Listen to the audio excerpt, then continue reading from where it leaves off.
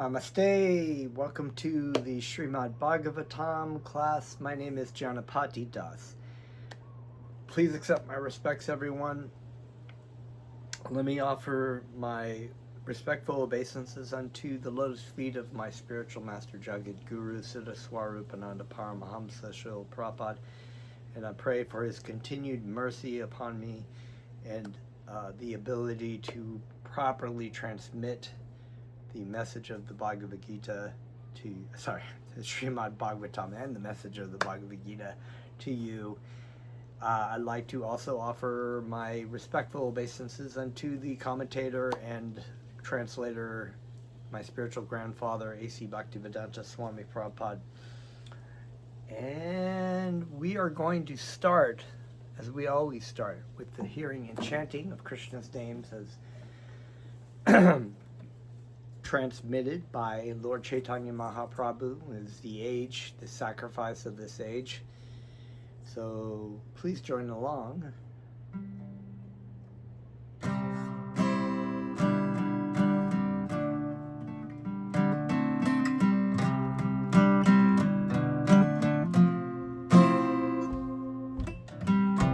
Namo Siddha Swarupananda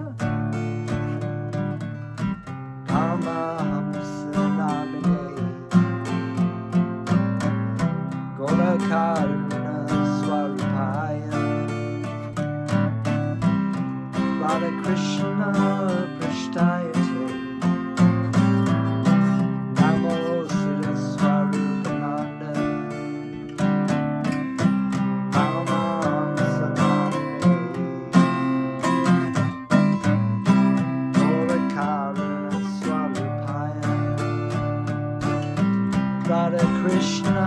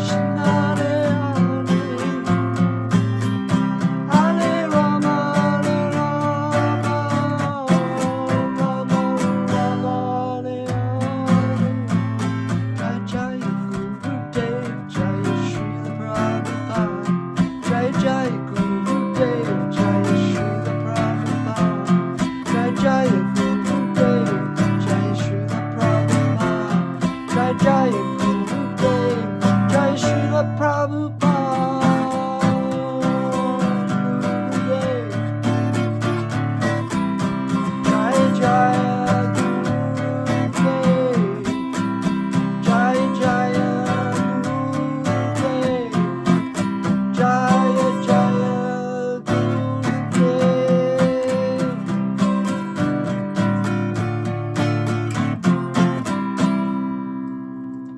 Haribo. Namo Siddhaswarupananda.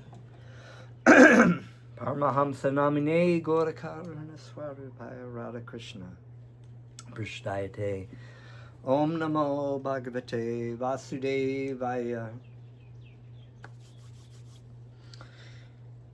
So, continuing with our first canto, second chapter, titled Divinity and Divine Service, we had continued with this conversation that Srila Sutta Goswami is having with the sages of Naimisharanya, and some very pertinent, I mean, every verse is pertinent in the Srimad Bhagavatam, but regular attendances in class in the Bhagavatam by rendering service to the pure devotee, all that is troublesome to the heart is almost completely destroyed in loving service unto the personality of Godhead, who is praised with the transcendental songs, is established as irrevocable fact. So, Bhaktivedanta Swami Prabhupada in the Bhagavata, we were talking about the two types of Bhagavatas in this purport from text 18 that we read about, the person Bhagavata and the scripture Bhagavata. You need a person Bhagavata to be able to transmit the Bhagavata, the Srimad Bhagavatam scripture, the book. The two go hand in hand. In other words, you can't have an unqualified person trying to transmit a qualified book, and you can't have an unqualified translation by a qualified person. So you need qualified person would not even, not transmit the Bhagavata that was not translated properly. But here, Bhaktivedanta and the Srimad Bhagavatam is stating these obstacles of the path of self-realization, the inauspicious things within the heart. And I was just listening to a lecture by my Srila Prabhupada who was talking about this very thing about the inauspicious things that happen within our heart. And in order to the greater surrender of our relationship with our spiritual master means that we have to take shelter of our spiritual master to remove the obstacles, the Bhagavata, to remove the obstacles of these inauspicious things in our heart that we continue to engage in. And he was talking about the pain, the paining, the wounds that our spiritual master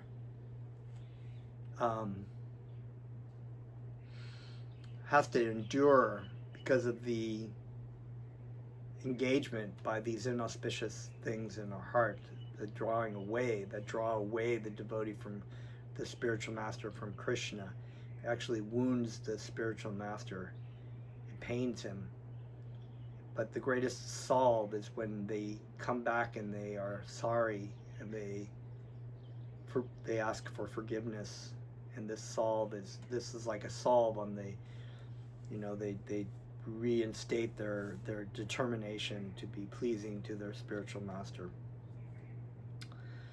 So we are continuing. I think we left off on text 21.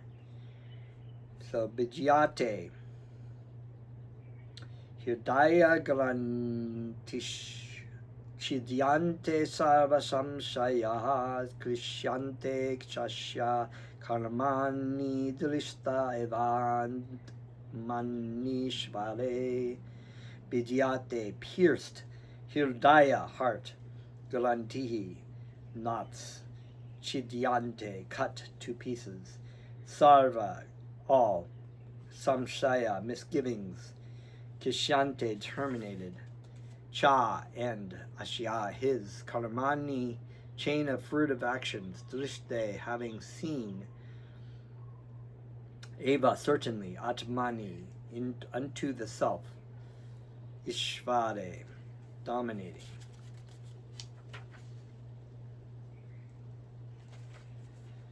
Translation, text 21. Thus the knot in the heart is pierced, and all misgivings are cut to pieces. The chain of fruitive actions is terminated when one sees the self as master. And when we're referring to the self within the self, it's another like the pure Atma and its relationship to the Paramatma. But this is in relation to established in the mode of unalloyed goodness, which was says in the chapter or the text before. The man whose mind has been enlivened by the contact with devotional service to the Lord gains positive scientific knowledge of the personality of Godhead in the stage of liberation from all material association. Then it goes on to say, thus the knot in the heart is pierced and all the misgivings are cut to pieces. So these inauspicious activities that we engage in that actually are wounding our spiritual master, we need to pierce them. We need to cut them to pieces with the words of the Bhagavata and the words of the Bhagavata spiritual master person and the Bhagavata, the Srimad Bhagavatam.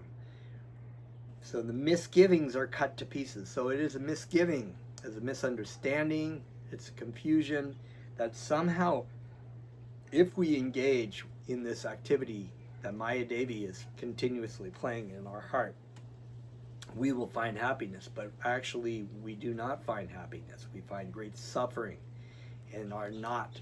There is a knot in our heart that makes it so that the heart can't be freely loving Krishna and our spiritual master. And the chain of fruitive actions, so this activities of the karmic reactions of our, because we are engaging in this material activity. Purport: attaining scientific knowledge of the personality of Godhead means seeing one's own self simultaneously. Seeing the self, seeing ourself as Jivatma. As far as the identity of the living being as spirit self is concerned, there are a number of speculations and misgivings. The materialist does not believe in the existence of a spirit self. No, they just think of it as the body.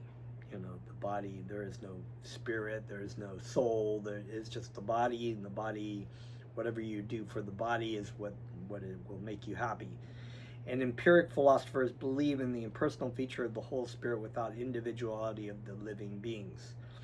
But the transcendentalists affirm that the soul and the supersoul are two different identities, qualitatively one but quantitatively different. So seeing ourselves does not mean seeing ourselves as the whole, as God, which is what this impersonalists do. We see ourselves as part and parcel of God. We see our relationship. We are in this eternal relationship with the supersoul, the Paramatma, we are of the same nature qualitatively, spiritually one. We simultaneously one but different. We are quantitatively not the same. In other words, we are not the supreme soul. We are actually just parts and parcels of the supreme soul. There are many other theories, but all these different speculations are at once cleared off as soon as Sri Krishna is realized in truth by the process of bhakti yoga. Sri Krishna is like the sun, and the materialistic speculations about the absolute truth are like the darkest midnight. As soon as the Krishna sun is arisen within one's heart, the darkness of materialistic speculations about the absolute truth and the living being is at once cleared off. So this analogy that my spiritual master has made, that I like to share, is like, and we can use in this example, that the material speculations about what will make us happy, what is the absolute truth, what is the truth, is like dark midnight. In other words, are inside of a cave. we're kind of bumping around. We're trying to find our way through things. We are up in the mountains at night. We don't know what is what, and we see things where there's great fear because we see things that we think are maybe wild animals, maybe in the morning we see it's not that. But the names of Krishna, Bhakti Yoga, Sri Krishna is like this great sun that even when the sun arises and it is not even yet pre-dawn, things start to light up. So in other words, Lord Chaitanya Mahaprabhu has given us a process that's very simple of hearing and chanting Krishna's names. We chant Krishna's names in this darkness of this material world and mental speculation. The sun starts to come up. We start to see things for what they really are. This is the process of Bhakti Yoga. This is the process of Sadhana Bhakti. And the Krishna, like the sun, illuminates all the darkest places. As soon as the Krishna sun is arisen within one's heart, the darkness of materialistic speculation about the absolute truth and the living beings is at once cleared off. We can see truly what the reality is. In the presence of the sun, darkness cannot stand. And the relative truths that were hidden within the dense darkness of ignorance becomes clearly manifested by the mercy of Krishna, who is residing in everyone's heart as the super soul. So we allow Krishna, Krishna is there within our heart, but he has gone into a dormant phase because of our desire to be away from him. But once we turn towards Krishna, that sun begins to arise in our heart, and we are given the process of helping that clear away the darkness or the thickets of the forest by the chanting of Krishna's names. And Krishna arises in our heart. Lord Chaitanya Mahaprabhu arises like the great sun within our heart. In the Bhagavad Gita, chapter 10, verse 11, and I will... I don't have a Bhagavad Gita with me, but I will put that in the comment section. The Lord says that in order to show special favor to his pure devotees, he personally eradicates the dense darkness of all misgivings by switching on the light of pure knowledge within the heart of a devotee. Therefore, because of the personality of Godhead taking charge of illuminating the heart of his devotee, certainly a devotee engaged in his service in transcendental love cannot remain in darkness. No, Krishna thrives on love. He wants us to love him. So if we give just a little, that saying, if you take one step towards God, God will take 100 steps towards you. He's so grateful that he will come closer. He comes to know everything of the absolute in the relative truths. The devotee cannot remain in darkness because the devotee is enlightened by the personality of Godhead. His knowledge is certainly perfect. So Bhakti Yoga is the ultimate goal of the spirit soul. As we've learned in the Bhagavad Gita, there are many processes, many mystic yogi processes, many rules, regulations, and cities and whatnot that we've learned about in the Bhagavad Gita that Krishna talks about. But even if one is engaged in them and they don't come to know, they don't accept ultimately that Krishna is the ultimate truth, they can fall away from that. But with one without even any qualification and any kind of knowledge, mental, Gyani knowledge or anything, they take to the devotion of Krishna. Krishna will make their life perfect. This is not the case for those who speculate on the absolute truth by dint of their own limited power of approach. So this ascending process, right? The ascending process of trying to speculate our way into the absolute truth. They may eventually come to the point of Bhakti Yoga, but most likely not. Perfect knowledge is called parampara, right? The spiritual lineage of spiritual masters, one after another. Or deductive knowledge coming down from the authority to the submissive oral receiver who is bona fide by service and surrender. So my spiritual master has handed the spiritual knowledge to me and to others. His spiritual master handed it to him, handed it down to him, he received it, and so on and so on. So the things that I talk about, the information that I convey, is not stuff that I've made up. It's not speculative knowledge. It's not stuff I've read on the internet or, just kind of come to my own conclusion by my own inner power. I've received this from the spiritual master, and I am trying to transmit it to others. One cannot challenge the authority of the Supreme and know him also at the same time. He reserves the right of not being exposed to such a challenging spirit of an insignificant spark of the whole, a spark subjected to the control of illusory energy. So it's a very good point.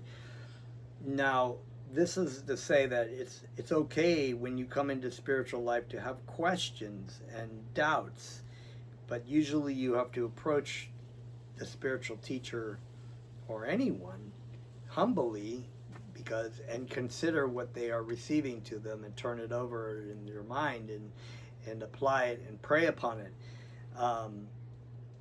But to approach a spiritual master in a challenging way because you think you know better, who are you? This is the absolute truth coming from Krishna. And everybody who is handing all the spiritual masters, guru is one. Krishna is the original guru. He hands the information down. The information is received from the students. The spiritual masters, they in turn hand it down to their students. And it is done in a submissive way. It's not done in a challenging way because it's said in the Bhagavad Gita, just try to learn the truth by approaching a spiritual master, render service unto him humbly in service. And the spiritual master can impart the knowledge because he has seen the truth. He can hand that down to you because he's seen the truth. And by receiving it humbly, applying it, and seeing for yourself within your heart that this is the absolute truth, you can in turn give it to others. He reserves the right of not being exposed to such a challenging spirit of an insignificant spark of the whole, a spark subjected to the control of illusory energy. So who are you, really? Especially if you're under illusory control. You think you know what the absolute truth is? There's so many people, what I think.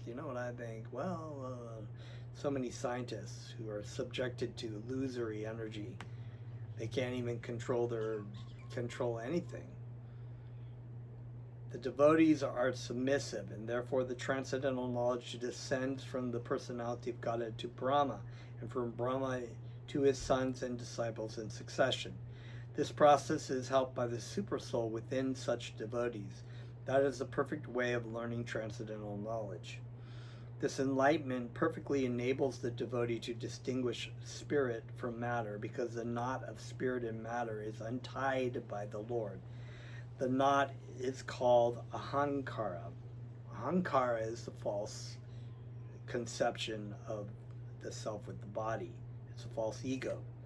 And it falsely obliges a living being to become identified with matter. As soon as this knot is loosened, therefore all the clouds of doubt are at once cleared off. One sees his master and fully engages himself in the transcendental loving service of the Lord, making a full termination of the chain of fruitive action. In the material existence, a living being creates his own chain of fruitive work and enjoys the good and bad effects of those actions life after life. And this is why they are called mudra. The most foolish of people, because not only are they under the greatest illusion, and they have a knot tied in their heart, and they think their ahankara makes them think that this is me and this is my life and I'm in control and look how powerful my thinking brain is. And it's all about me and I'm right. I've got it together, you know. And meanwhile, you are simultaneously acting in this material world under the false illusion, trying to find enjoyment, trying to find pleasure, and recreating more and more karmic reaction so that this fruit of action continues on. Instead of saying, whoa, you know, this is not me. I am not God. I am not all powerful. I am a sinful person, and I must surrender to God. I should surrender to God in love. And I give up my ownership, which is really actually a great thing. And from there, the fruit of action starts. That is actually the intelligent person. But, you know, the fool will think, look at those people, those religious people. They're believing in men in the sky, the old man in the sky who has lightning. You know, they're just believing in because they're afraid of the dark. They believe in fairy tales. Not like me, but when death comes around and you have not taken shelter of God, then you are faced by God in the form of fear and death, as like a lion who destroys the, what do they call those running gazelles? The gazelle is chased by the lion in the lion's jaws. The same lion will use its teeth to pick up its child by the nape of the neck very gently and place it. That is a devotee of Krishna. In material existence, a living being creates his own chain of fruit of work and enjoys the good and bad effects of his actions life after life. But as soon as he engages himself in the loving service of the Lord, he at once becomes free from the chain of karma. His actions no longer create any reaction. That is a smart, intelligent person. They may not be very learned materially, knowledge-wise. They may not even have an education. They may be a janitor or Shudra. But yet they are the greatest Vaishnava. They are the greatest sage. Text 22.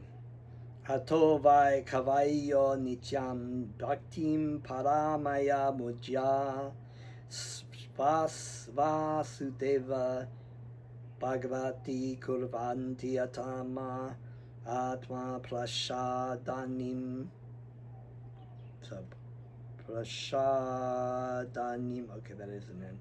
Ataha, therefore, vai, certainly, kavaya, all transcendentalists, nityam, from time immemorial, bhaktim, service unto the Lord, paramaya, supreme, mudya, with great delight, vasudeva, Sri Krishna, Bhagavati, the personality of Godhead, kurvanti, do render, atma, self, prashadanim, that which enlivens.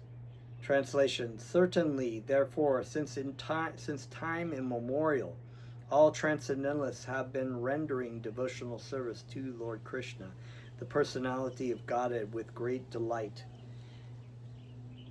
No, with great delight. Because such devotional service is enlivening to the self. So,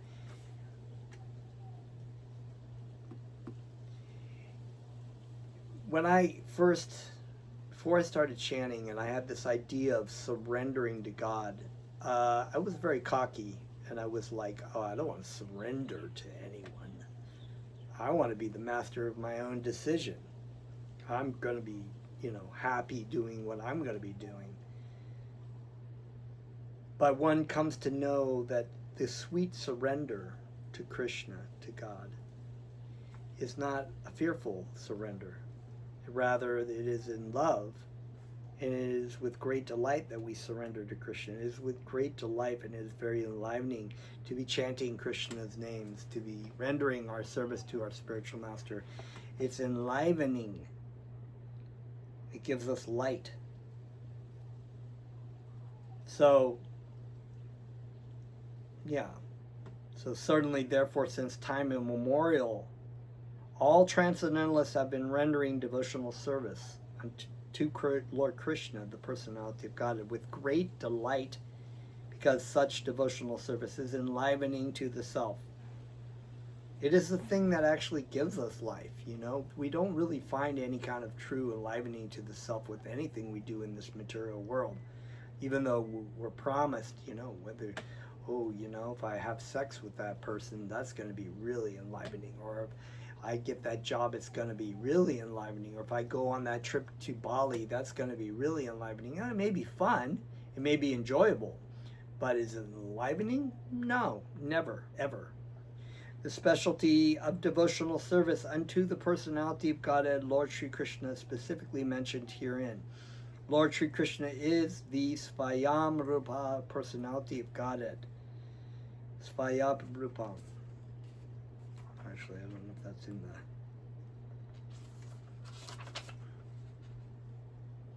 Lord Sri Krishna, yeah, okay. And all other forms, Rupa's form, right?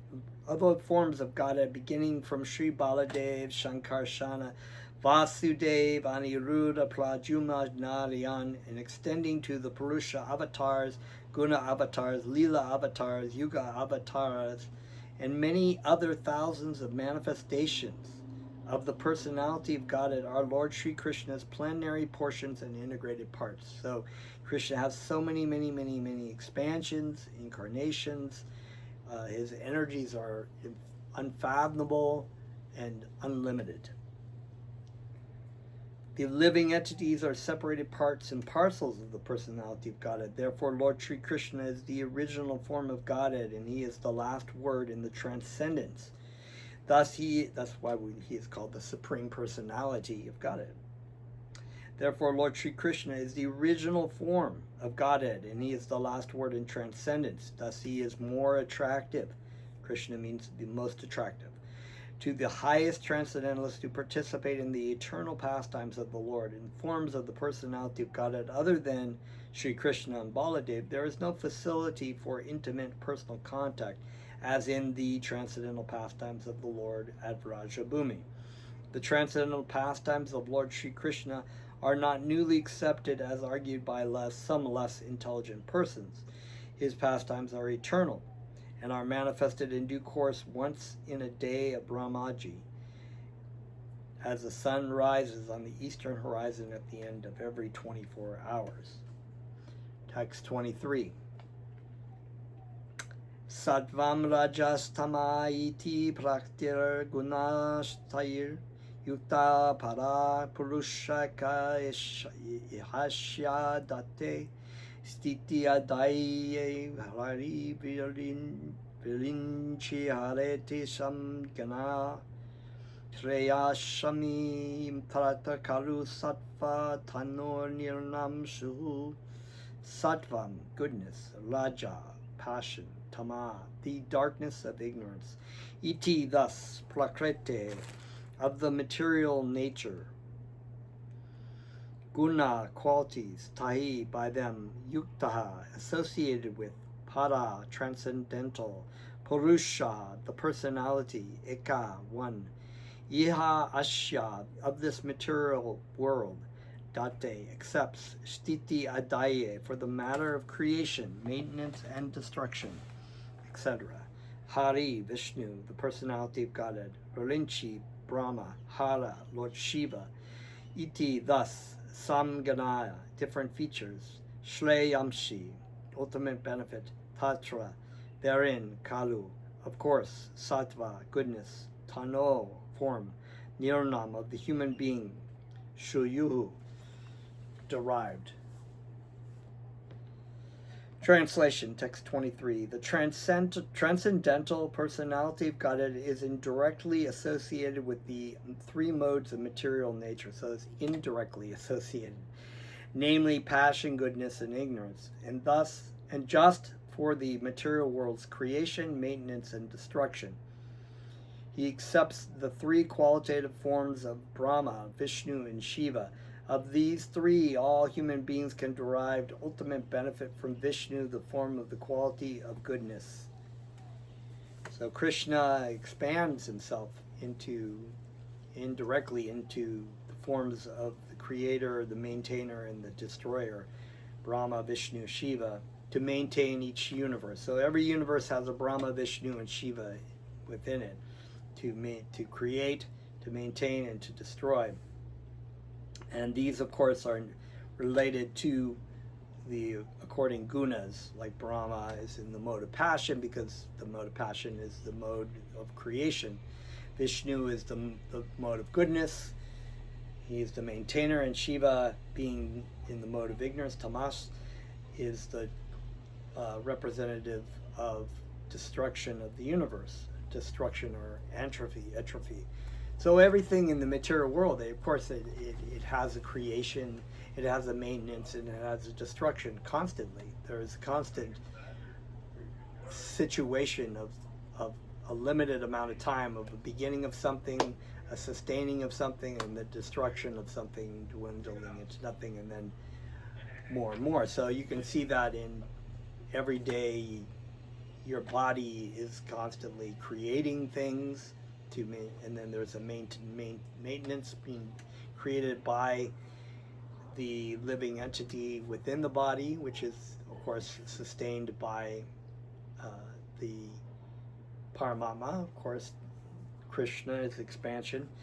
And then there is a destruction of the body, a destruction of things that are removed from your body. So those are all maintained by these three demigods, but of course, Krishna being indirectly expanded into all of those. It's a very complicated, very, very detailed cosmology of the universe and all of its factors. Purport that Lord Krishna, by his plenary parts, should be rendered devotional service, as explained above, is confirmed by this statement. Lord Sri Krishna and his plenary parts are Vishnu Tattva, or the Lordship of Godhead. From Sri Krishna, the next manifestation is Baladev. From Baladev is Shankarshana. From Shankarshana is Narayan. From Narayan there is the second Shankarshana. And from the Shankarshana, the Vishnu Purusha avatars. So these different expansions maintain different aspects of the spiritual and the material world. The Vishnu, or the deity of the quality of goodness in the material world, is the Purusha avatar known as Kashira Daksha Vishnu, or Paramama. Brahma is the deity of Rajas, passion, and Shiva of ignorance. They are of the three departmental heads of the three qualities of this material world.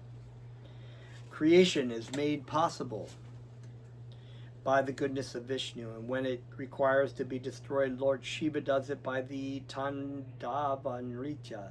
The materialist and the foolish human beings worship Brahma and Shiva respectively, but the pure transcendentalists worship the form of goodness, Vishnu, in his various forms. Vishnu is manifested by his millions and billions of integrated forms and separated forms. The integrated forms are called Godhead, and the separated forms are called the living entities, or the jivas. Both the jivas and Godhead have their original spiritual forms. Jivas are sometimes subjected to the control of material energy, but the Vishnu forms are always controllers of this energy. When Vishnu, the personality of Godhead, appears in the material world, he comes to deliver the conditioned living beings who are under the material energy. Such living beings appear in the material world with the intentions of being lords, and thus they are become entrapped by the three modes of nature. They come to be lords, and yet they are controlled by the material nature. They are not lords, they are actually servants, slaves of the three gunas. And thus, as such, the living entities have to change their material coverings for undergoing different terms of imprisonment. So we go through, it's a crazy situation. We are entrapped by the modes of material nature according to our previous deeds, right? According to our karmic reactions. We are coming to a form of life, and if we're fortunate, it's the human form of life. We have an opportunity to leave. But in a lot of cases, it may not be. We may be acting more in the modes of passion and ignorance, and therefore we have to take on bodies of cats and dogs and bugs and whatever, trees, might be plants, and we have to undergo these reactions. The prison house of the material world is created by Brahma under the instruction of the personality of Godhead, and at the conclusion of a kalpa, the whole thing is destroyed by Shiva. But as far as maintenance of the prison house is concerned, it is done by Vishnu, as much as the state prison house is maintained by the state. Anyone, therefore, who wishes to get out of this prison house of material existence, which is full of miseries like repetition of birth, death, disease, and old age, must please Lord Vishnu for such liberation. Lord Vishnu is worshipped by devotional service only, and if anyone has to continue prison life in the material world, he may ask for relative facilities for temporary relief from the different demigods like Shiva, Brahma, Indra, and Varuna. So instead of like, let me get out of this prison house, let me make my stay kind of nice here, I'm going to pray to the different Amazon demigods to send me nice bedding and maybe something to hang over my cell. It's like, I'm just going to do my sacrifices to the demigods so I can make my stay in this prison house a little bit more comfortable, But the intelligent person is like, well, I'm in prison. The most ideal thing is to get out of the prison so I can go to, live a regular life, in the spiritual world, which is much more happy than living in a prison house with all these dudes in here, Lord Vishnu is worshipped by devotional service only, and if anyone has to continue prison life in this material world, he may ask for relative facilities of temporary relief from the different demigods like Shiva, Brahma, Indra, and Varuna. No demigod, however, can release the imprisoned living being from the conditioned life of material existence. This can be done only by Vishnu. Therefore, the ultimate benefit may be derived from Vishnu, the personality of Godhead. So, even when a person wants the material goods, it's people, some intelligent, they understand we pray to Vishnu or pray to Krishna for our material needs instead of praying to these local demigods, because they have, they don't really have the facility to release you from this prison. They just have to give you sort of a temporary relief or comfort in the prison house.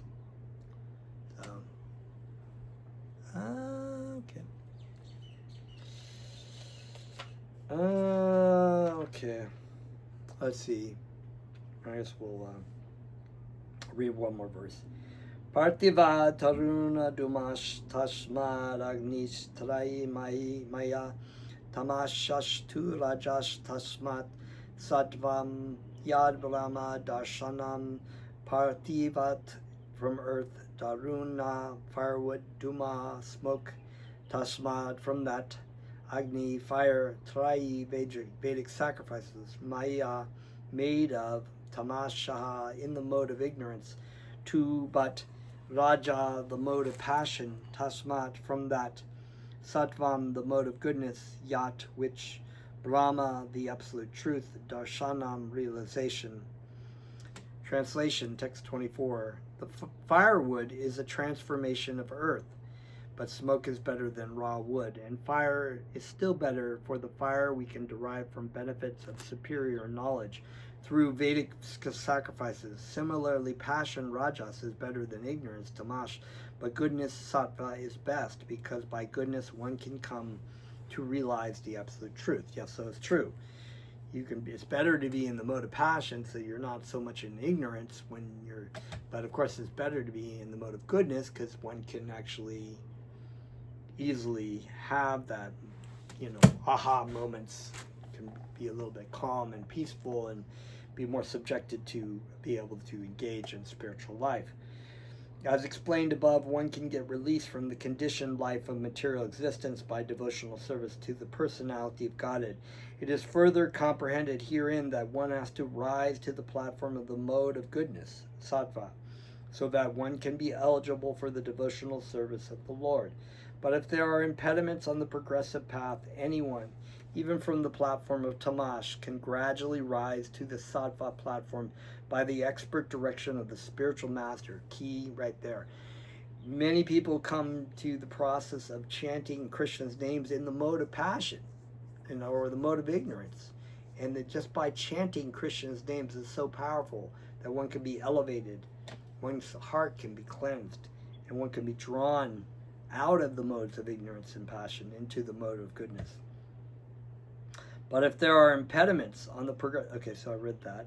Sincere candidates must therefore approach an expert spiritual master for such a progressive march. It's not easy to transverse this path by yourself. I mean, the power of chanting Krishna's names is definitely powerful enough, but that will lead one to realize that they need a guide to help them, guide them out of this darkness. Sincere candidates must therefore approach a expert spiritual master for such a progressive march, and the bona fide expert spiritual master is competent to direct a disciple from any stage of life, Tamash, Rajas, or Sattva. It is a mistake, therefore, to consider that worship of any quality or any form of the Supreme Personality of Godhead is equally beneficial, except Vishnu. All separated forms are manifested under the condition of material energy, and therefore the forms of material energy cannot help anyone to rise to the platform of Sattva, which alone can liberate a person from material bondage. The uncivilized state of life, or the life of the lower animals, is controlled by the mode of Tamash, that's ignorance. The civilized life of man, with a passion for various types of material benefits, is a stage of Rajas. The Raja state of life gives a slight clue to the realization of the absolute truth in the forms of fine sentiments in philosophy, art, and culture with moral and ethical principles.